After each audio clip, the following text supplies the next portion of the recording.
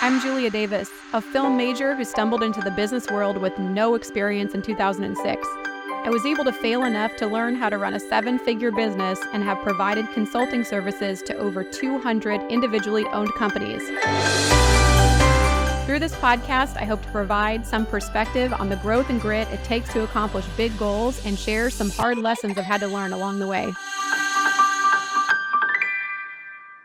Welcome to the Growth and Grit podcast. Thanks so much for joining us. Today we have Christina Winters here, who is a business expert. She's been in business for the last 45 years. She went from rep to vice president in 6 years in her corporate career, and then started her own business, which she ran in financial planning for 35 years, and just recently sold that business this year. But over the process of that 35 years, she was able to actually build, develop, and help everyday people become millionaires. And when I asked her how many, she said 200 or more. So this is somebody who's totally qualified to help small business, help any business, or people that are looking to start their journey and start something new. She's a mentor for companies and helps fix problems. So we're just so grateful to have her on the podcast. So thank you so much for joining me today, Christina. Oh, it's my pleasure. I appreciate being here. My pleasure, Julia. So first things first, I know your expertise for 35 years was in financial planning. Right. So when you're talking to somebody who maybe has $10,000 saved, 15 grand, maybe even 5, what would be like an initial piece of advice? Like, hey, do this first before you start financial planning. Put it in a foundation savings. Otherwise, you're going to do credit cards. Okay, so what do you mean foundation savings? Well, to start building your financial house, just like anything, you've got to have a base. Emergency cash, 2 months of your income, and then 6 months of your income, gross income, in a foundation savings. Okay. And then, depending on what kind of business you're going into, you have to talk to yourself about what do I need as far as risk management is concerned. If this is a business, like cover yourself from insurance standpoint, if you could get sued. And then if you're going into business with a partner, you should have partner insurance. Agreements. Right. Yeah. And then my first question is, what experience do you have in this business? Because I've had people, the son of one of my clients was a truck driver. He was in a car accident and injured his left foot beyond repair, and it kind of killed his career. So he got $4 million. And it was paid out over a period of 5 years. He wanted to open a restaurant. And I said, what experience do you have running a restaurant? You were a truck driver. Oh, well, it's Can't be that hard, right? It'll be easy. Yeah. I know it ain't. So what did you do? You go and you work as a dishwasher. That's right. Work your way up. You take out the trash, and watch everything while you're washing the dishes. Keep your ears open. Keep your eyes focused on what's going on. What's the employee turnover in a restaurant? Right. What's the loss in food in a restaurant? Then once you gain more, then you become a waiter or a waitress, and then you become a greeter. Yep. Then you start talking to the owner about, this is so interesting. Would you talk to me? Let them mentor you, find out how they got started. I wouldn't say I want to start my own restaurant. Just tell them you're interested in finding out about how they got started and what happened and, what did you learn? And then start thinking, because sometimes when you get to that point, you go, no way. Right. Okay. Yeah. So why do you think that is? Because we run into that a lot in the direct sales industry where people come in and they're like, yeah, I could manage people. I could do that. I could do the job. I could run the business. And they're like 21. So like how do you, it's hard to build that mentality into somebody unless you've gone through it. You've got to do it. Yeah. So So Right. how do you do that? What kind of? That's how I got to be a vice president so quickly. I paid attention as a rep and started watching what other reps were doing. I called people who were very successful and say, you know, how did you do that? And people always want to tell you how they did something. Yeah. I mean, that's part of the process, right? So learn from other people and then do the things that other people don't want to do. So when I started out, I was working in the schools as working with teachers with the 403Bs, which is their 401ks. Yeah. Okay. So, and it's not like a 401k where the company chooses the investment company and the employees plug in. In school districts, the employees pick wherever they want to go, and the school district will send the money there. Yeah. And some of them have restrictions on the number of companies they'll deal with. But anyways, I joined the business in June of 1980, and it was summertime, so there were no teachers there. And so everyone was like taking off, and I go, well, but the schools aren't closed. There's got to be other employees because everybody has the option, right? So I started going in the summertime, working with the guys that were fixing air conditioners and walking over gardeners' hoses and talking to them while they're pruning the bushes. You know, hey, you know, you need to do this for your future. I mean, especially people who aren't making a lot of money, because I was very poor growing up. So I knew that the way I saw as I grew older and looked back, I saw the challenges my parents had. My mother didn't work. My father was a factory worker. So I knew these people needed to save money more than anybody, okay, because their income was limited. So I won the summer contest, enrolling electricians and gardeners and painters in the schools. And then worked my way up and developed a different way to talk to people. Because when you don't know anything about financial planning, if you throw numbers at people, they have to have a picture. So I developed this picture about emergency cash, foundation savings, risk management. You got to have all that before you start investing in the stock market. Then everything has to go in the stock market after that. Yeah.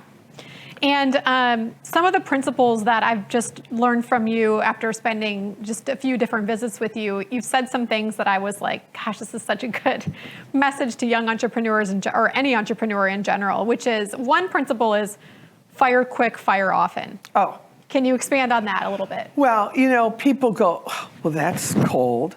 Well, if you have a goal and you hire, because everybody interviews well, you can have letters, you can have references, but until the rubber meets the road, you can never tell if this person is going to be the caliber of person you need, number one, or if they have the metronome that you have, okay?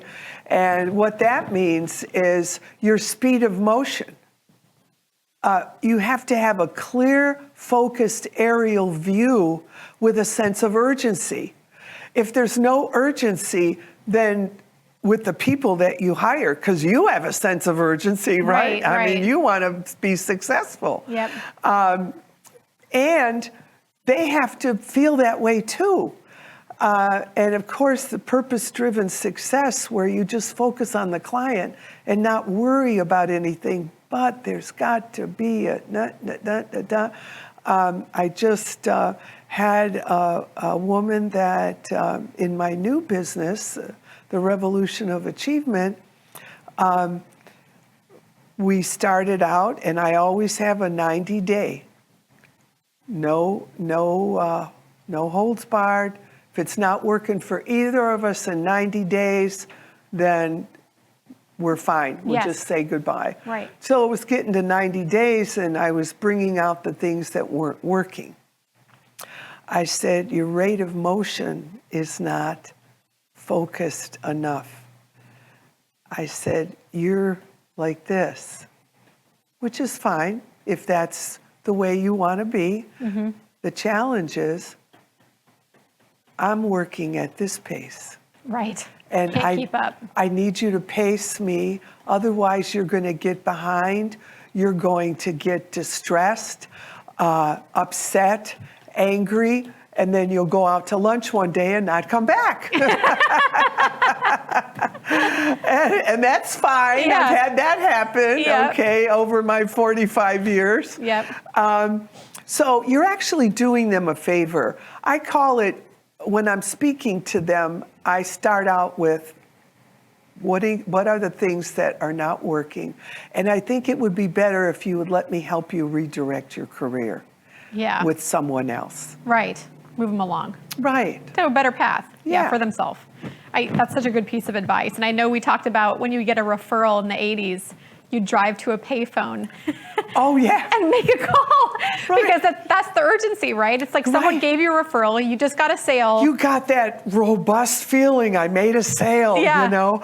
So I'd get in my car and I'd be looking for a phone booth. I had carried a bunch of quarters with me, you know, Yeah. put the quarter in and say, hey, I just left your friend and they were so happy with my services and they gave me your name and your number, and I'd like to set a time with you when I could just tell you about what I do, because they thought it was important for you.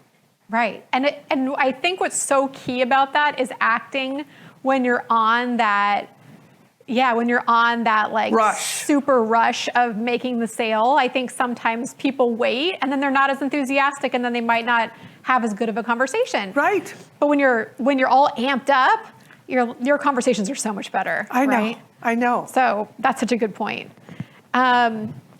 Okay, the other thing that I love that you said is you said running a business is like problem, crisis. Right. And I think a lot of times people go in with this glossy viewpoint of like, this is going to be, you can make it fun, obviously. You can make it exciting. You have gotta to have make it fun.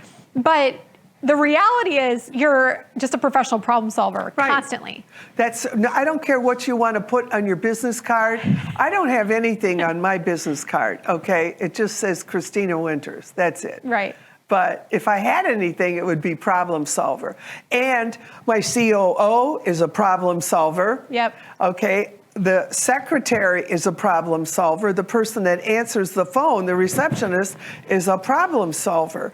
And if you don't do that, if you don't understand that, you'll be one of the statistics, because new businesses have a 70% fail rate. And why do you think so many people underestimate what it takes to run a business? Well, they're excited about the idea of it, okay? The idea sounds great, to be your own boss, you know, don't want to tell anybody. No one's going to tell you what to do, and you're going to be able to make all the money that you want to make. Well, maybe, okay? Because you have to then look at getting used to failing, because every plan crumbles at first flush. Yep. So now, when a person's just starting out, you got a lot of plans. So you go forward on this, well, that didn't work. So you got to back up and recreate, so that you are constantly understanding that problem, crisis is the way it's always going to be. Yeah. Now, you may have the eye of the storm, because you know when the hurricane, Yep. they show it on the TV, right? Hurricanes swirling around. So here's your problem, crisis. And then all of a sudden the wind dies down, the rain stops, and you think everything's fine. And then the other That's the eye of the storm, okay? I know everyone panics when it's like things are a little bit too easy. Like, Right. what's going to happen next? Right. But that happens all the time, right? Every time something goes smoothing, I'm like, okay, what's about to hit us. Right. You have to be expectant, not like negative, but enjoying the idea of solving another problem. Right. That is the key. So making it fun and laughing about it. You know, when I first started my business, I was all by myself, but once I had offices and I was already fairly successful, I would walk in the morning and say, "Is everyone ready to play corporation?" Because you got to make it light, Right. but serious at the same time, right? You have to have a high standard. Clear, focused, aerial view with a sense of urgency. Yeah, I totally agree with that. And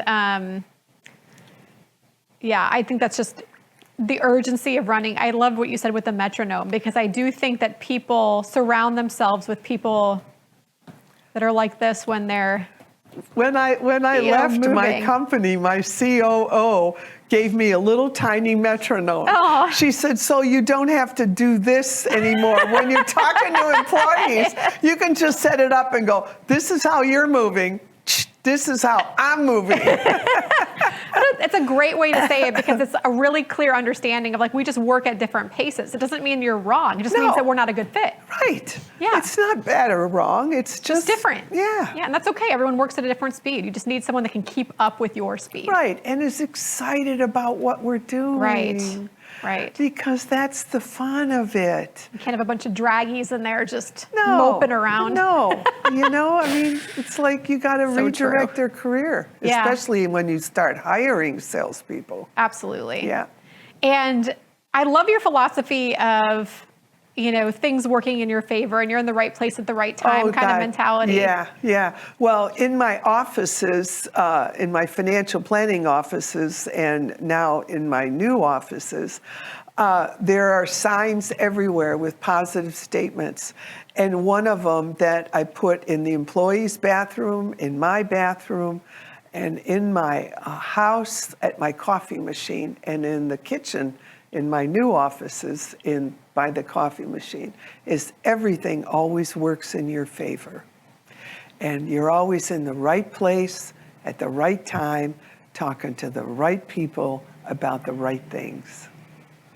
And you've really lived that. Oh, you yeah. know? So give us give the audience an example of that coming to fruition. So you have a goal. Yeah. First of all, is it written down Yeah.